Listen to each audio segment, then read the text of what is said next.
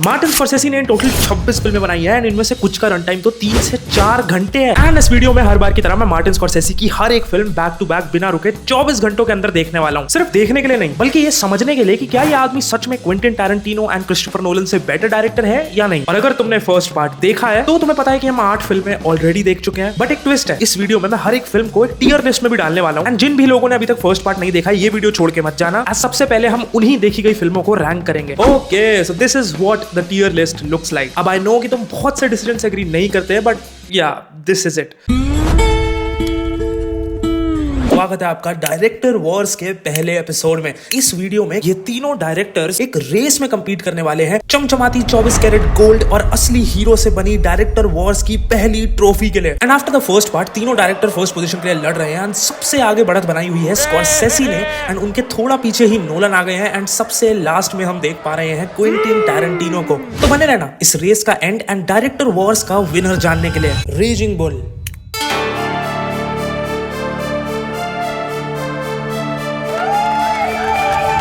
This film is a great film as a character study. But अगर एक overall comprehensive story और screenplay की तरह देखें तो it's not that great of a film. मतलब इस फिल्म में बहुत सारे dipping points and slow moments हैं जो कि overall story में भी as such कुछ ऐड नहीं कर रहे। Although I would say वो सीन जहाँ जेक जेल के अंदर बैठा हुआ है, मोटा हो चुका है एंड वो अपनी सारी पास्ट में करी हुई गलतियों को कोस रहा है, that specific scene really hit me hard. Film में जिस तरह से उसकी insecurity, शक करना, jealousy ये सारी चीजें दिखाई हैं was also really good. But I think पूरी फिल्म में एक tipping point या फिर मैं कहूँ peak moment touch ये नहीं कर पाए and somehow it was missing for me. अब देखो, डोंट गेट मी रॉन्ग, मैं समझता हूं कि इस फिल्म को मास्टरपीस का टैग क्यों मिलता है but personally it just didn't hit me उतना शायद। Overall it was a good film but बहुत सी जगह पे स्पॉट्स मिसिंग थे and because of that I would keep this in time pass category. Irishman से पीछे गैंग्स ऑफ न्यूयॉर्क।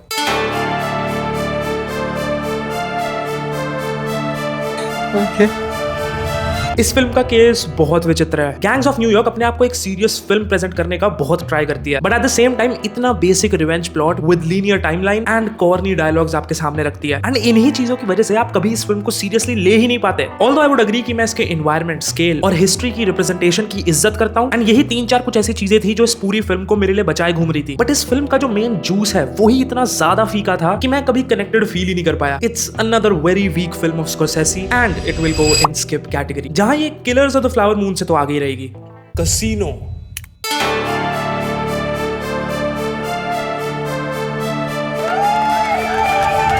ओके, तो जिन्होंने सीरीज का फर्स्ट पार्ट देखा है they know how much I loved and adored Goodfellas and I think मेरे लिए कहीं ना कहीं वही चीज इस फिल्म की सबसे बड़ी प्रॉब्लम बन गई। Now don't get me wrong, ये फिल्म अच्छी है, एंगेजिंग है, classic Scorsese thriller and crime drama भी आपके सामने रखती है बट द प्रॉब्लम इज कि ऐसा लगता है कि आप गुडफेलस के कैरेक्टर्स को ही एक अलग सिनेरियो या फिर एक अलग यूनिवर्स में प्ले होता देख रहे हो। From the intensity to the acting to the way that they present themselves, all of these things are pretty much the same. Although I would say कि हमारा जो इस फिल्म का मेन बैकड्रॉप है वो कैसीनो जिसके अराउंड ये सारी की सारी चीजें रिवॉल्व कर रही हैं, that was something which was entertaining and interesting to watch. All over it is another classic film from Scorsese, but अपने repetition of characters and their characteristics की वजह से I would keep it in good one. And shutter island के पीछे। अब देखो, I don't know कि क्या मैं बायस्ड हूँ गुडफेलस की वजह से या नहीं, नीचे कमेंट्स में तुम मेरे को बता सकते हो। ओके, तो स्कॉर्सेसी में पड़े गए भारी हिट्स की वजह से वो रेस में थोड़े पीछे छूटते जा रहे हैं जहां नोलन और उनका गैप बढ़ता चला गया है एंड टैरेंटिनो ने भी अपनी पकड़ बना के स्कॉर्सेसी की बराबरी कर ली है। अब देखते हैं कि क्या आगे आने वाली फिल्म स्कॉर्सेसी को आगे बढ़ा पाएंगी या नहीं। ह्यूगो।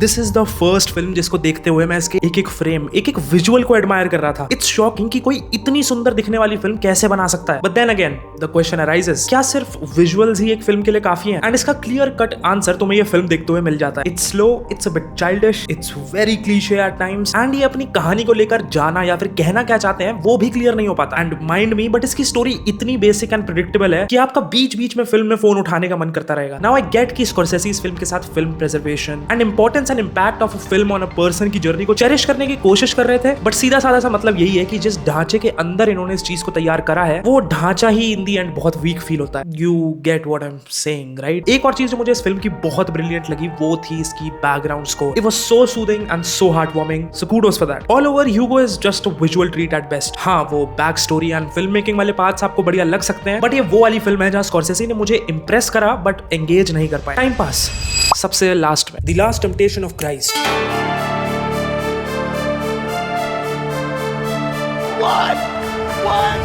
ओह, this was a tough one two watch. अब देखो, मैं उतना रिलीजियस पर्सन नहीं हूँ एंड फिल्म देखने से पहले मुझे एक बहुत ही बेसिक सा स्ट्रक्चर पता था कि जीसस क्राइस्ट को क्रूसिफाइड करा गया था, not knowing the reasons of course. और रेडिट से मुझे इतना भी पता लग गया था कि it's a fictional take on that story and film देखने से पहले क्रिश्चियनिटी के बारे में ज्यादा जानने की कोई जरूरत नहीं है। बट भाई, this film will definitely test your patience. अब देखो, मेरे हिसाब से दो चीजें होती हैं, एक होता है स्लो बर्न एंड एक होती है slow pace. And personally slow burn films मुझे बहुत पसंद है, एज वहां पे फिल्म की पेस थोड़ी स्लो होती है बट कहीं ना कहीं तुम्हें कैरेक्टर ग्रो होता दिखता है या फिर स्टोरी एंड वर्ल्ड के बारे में बहुत सारी चीजें पता लग रही होती है। बट यहाँ, ओह भाई साहब। अब देखो, मुझे पता है a lot of you guys probably love this film, but I hate it.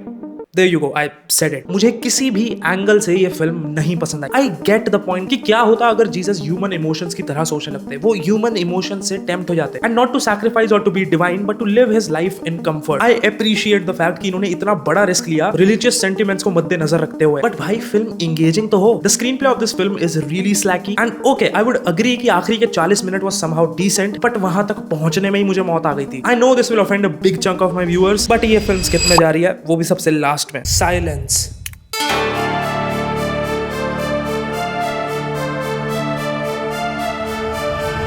Okay, as the name suggest, it's a slow burn. ये फिल्म अपना टाइम लेती है वर्ल्ड को बिल्ड करने में, कैरेक्टर के ट्रेट्स दिखाने में, उनका ह्यूमन नेचर एक्सप्लोर करने में। एंड एक चीज जिसने मुझे बहुत ज्यादा फैसिनेट करा इस फिल्म में, वो था एक सवाल, वो क्वेश्चन जो ये फिल्म बार बार पूछती है कि क्या भगवान सच में है, और अगर है तो वो अपने बिलीवर्स और चाहने वालों को इतना दर्द क्यों पहुंचने दे रहे हैं। And this question really just put me through it. Basically religious belief पे बहुत दंगे दिखाए हैं इस फिल्म में, on Christians who were living in Japan at that point of time. और ऑल ओवर इस फिल्म का जो पूरा लोर एंड स्टोरी थी, that was really interesting to watch. और एक बहुत बड़ा कर्व जो ये फिल्म लेती है अपने थर्ड एक्ट में, not to spoil you guys, but it was good. Film देखने में बहुत सुंदर है and Scorsese has definitely shown his magic of direction. But then again the question arises कि is it worth sitting 3 घंटा watching a slow burn, but in the end character traits and story does not move much. In my opinion, it was a good try but not worth the investment at all. It will go in time pass, but Hugo से आगे। Oh my God, this is unbelievable. Scorsese के part 1 का इतना strong hold अब मिटता नजर आ रहा है। उनकी back to back bad to mediocre films की वजह से नोलन से उनकी लीड बहुत ज्यादा बढ़ चुकी है। And what is shocking is कि टैरेंटिनो ने भी स्कॉर्सेसी को क्रॉस कर लिया है। यहाँ से अब कम बैक करना लगभग नामुमकिन सा लग रहा है। देखते हैं कि क्या King of Comedy, Cape Fear and After Hours मिलके ये मुमकिन कर पाएंगी या नहीं। After hours.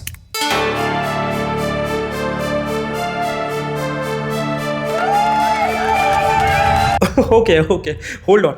What the? I was not expecting Scorsese to go this weird. I really liked After Hours, and अभी पीछे इतनी mediocre films देखने के बाद finally the hope rekindled. It is a film about this guy और ये बहुत stupid है, मतलब बहुत ज्यादा। और हम फिल्म में बस इसे फॉलो करते करते एक के बाद एक डिसीजन लेते अपनी मरवाते हुए देखते हैं। The pacing of the film is excellent and it felt really balanced in that way. अगर तुम्हें नहीं पता है तो तुम्हारे लिए एक फन फैक्ट कि मार्टिन स्कॉर्सेसी ने खुद कैमियो दिया है इस फिल्म के अंदर। तो फिल्म doesn't hold back और बहुत सी जगह पे it's really dark while being really funny. I had a blast watching this film and this will go in good one. Aviator से आगे, बॉक्स का बर्थ था।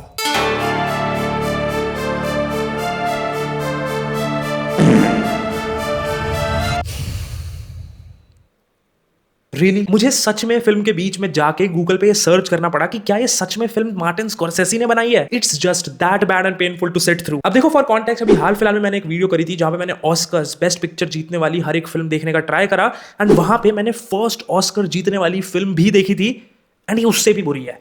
वो साइलेंट फिल्म थी भाई, उसमें एक भी डायलॉग नहीं था और ये उससे भी बुरी है। I am really for watching this film. Skip.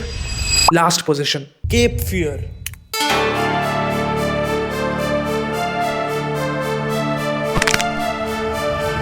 This is revenge at its purest form and I think मेरे लिए वही इस फिल्म की थोड़ी कमी बन के रह गई। देखो, रॉबर्ट डिनेरो की performance through out this film is exceptional. कुछ इंस्टेंसेस पे तो आई एम नॉट किडिंग, तुम्हें डर लगने लगेगा। बट द प्रॉब्लम इज कि एक बहुत ही बेसिक से स्ट्रक्चर पे चलने वाली कहानी है जहां बस एक इंटरेस्टिंग से प्रेमिस पे प्लॉट आगे बढ़ रहा है बिना किसी ट्विस्ट और टर्न लेते हुए। जहां फिल्म का स्टार्टिंग 1 घंटा तो बहुत ज्यादा इंटरेस्टिंग था, बट फिल्म अपने फिनाले तक आते आते मुझे थोड़ी स्ट्रेच महसूस होने लग गई थी एंड इसके एंड होते होते या फिर क्लाइमैक्स में you are just looking forward to nothing. De Niro का कैरेक्टर बुरा था और वो फिल्म खत्म होने के बाद भी एक बहुत ही प्योर इविल कैरेक्टर बन के रहता है। आई वुड हैव लव्ड अगर उसके बुरा होने के पीछे कोई एक स्पेसिफिक कारण या रीजन हमें दिखाते या फिर अगर कोई सटल सा ट्विस्ट होता तो। All over it was a decent to a good film and it will go in time pass category. Raging Bull, Hugo and Silence से आगे, the King of comedy.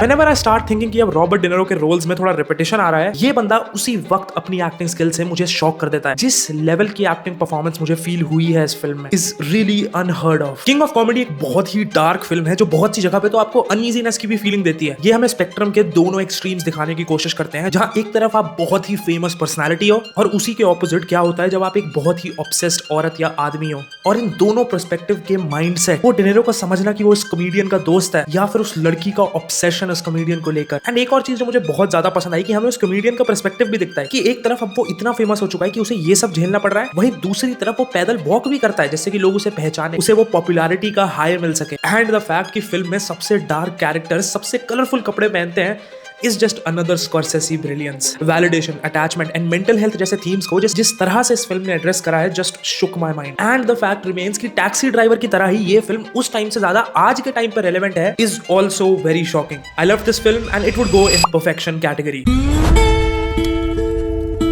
Director Wars के finale में आपका स्वागत है। पिछले एपिसोड में हमने देखा था कि स्कॉर्सेसी बहुत पीछे हट चुके थे, but thanks to Kings of Comedy and After Hours Scorsese ने पेस पकड़ लिया है। वो बहुत तेजी से आगे बढ़ते जा रहे हैं एंड बहुत ही आराम से उन्होंने टैरेंटिनो को पीछे छोड़ दिया है। एंड ये क्या, वो बहुत तेजी से नोलन की ओर बढ़ रहे हैं। क्या वो नोलन को पार करके best directors award till now by Cut to Cinema जीत पाएंगे? Oh shit. बट इसके रिजल्ट्स आपको बताए जाएंगे by the founder of Director Wars, Cut to Cinema. Okay, तो this is what the final Scorsese tier list looks like. And I would say कि ये journey बहुत ज्यादा ही लंबी थी. And I think the mistake was कि हमने बहुत सी perfect films first part में ही cover कर ली थी. But anyways, अब देखो I know कि बहुत सी films अभी भी missing हैं इस tier list में से. But I thought कि उन films की ज्यादा कोई बात भी नहीं करता. And उसी की वजह से retention पे भी थोड़ा असर आ सकता था. Coming back to the Best Directors Award by Cut to Cinema, तो the nominees of the Best Director Award till now are Christopher Nolan, जिसकी मैराथन वीडियो तुम चैनल पे देख सकते हो, क्विंटिन टैरेंटिनो, जिसकी भी मैराथन वीडियो तुम चैनल पे जाके देख सकते हो, एंड